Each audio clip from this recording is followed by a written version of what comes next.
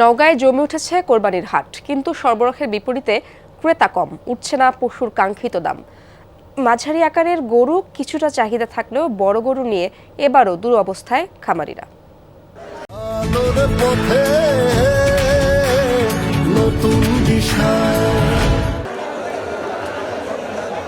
নওগাঁর চৌবাড়িয়া পশু হাট। কুরবানি ঘিরে বাড়ছে পশুর যোগান। ছোট বড় মাঝারি আছে সব সাইজের গরু।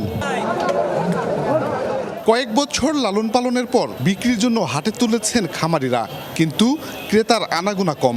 অনেকে আসছেন, দেখছেন, যাচাই করছেন দাম, তাই জমছে না বেচাকেনা। 3.5 লক্ষ টাকার গরু দাম করেছে 260 দাম করতেছে, হাটত কাস্টমার নেই। বড় গরুতে 25,000, 30,000, 50,000 এরকম ভাবে লস হচ্ছে এখন বর্তমানে। 1,20,10 এই ধরনের গরু বেশি বেচা কিনা হচ্ছে। 3 থেকে 3.5 মণ ওজনের ষাঁড় বিক্রি হচ্ছে লাখ টাকার মধ্যে। খামারিরা বলছেন পশুপালনে খরচ বেড়েছে, তবে সে তুলনায় মিলছে না দাম। উত্তরবঙ্গের মধ্যে চৌবাড়িয়া হাট বড় হাট, চলমানে বাজার শুরু হয়েছে, কিন্তু বেচা কিনা একটু কম। 8 মণ 9 মণ ওজন আছে, দাম রেখেছি 245, দাম বলছে 190, 80।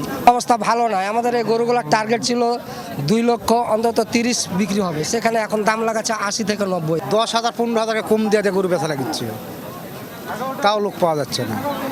ঢাকা, চট্টগ্রাম ও সিলেট অঞ্চলে এখনো কুরবানির পশুর চাহিদা তৈরি হয়নি, তাই বড় ব্যাপারীরা হাটে নামেনি। এতে বেচাকেনা কম বলছেন ব্যবসায়ীরা। আমদানি বেশি, পাটি কম, এই কারণ থেকে হয়তো আছে, হবে আস্তে আস্তে, হয়তো পাটি বেশি হবে, কখনো দাম বাড়বে।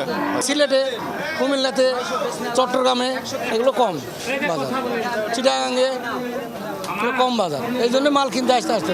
আমরা এখানে 35-34 মণ হিসেব করা কিনায় পড়ে আছে, রাস্তা খরচ, ব্যবসা হয় না। চৌবাড়িয়ার পাশাপাশি ছাত্রা, মাতাজি, আবাদপুকুর, দিঘি ও রাধাকান্ত গবাদি পশুর বড় হাট। দেশের নানা প্রান্তের ব্যাপারীরা এসব হাট থেকে কুরবানির পশু সংগ্রহ করেন। শফিক ছোটন, যমুনা নিউজ, নওগাঁ।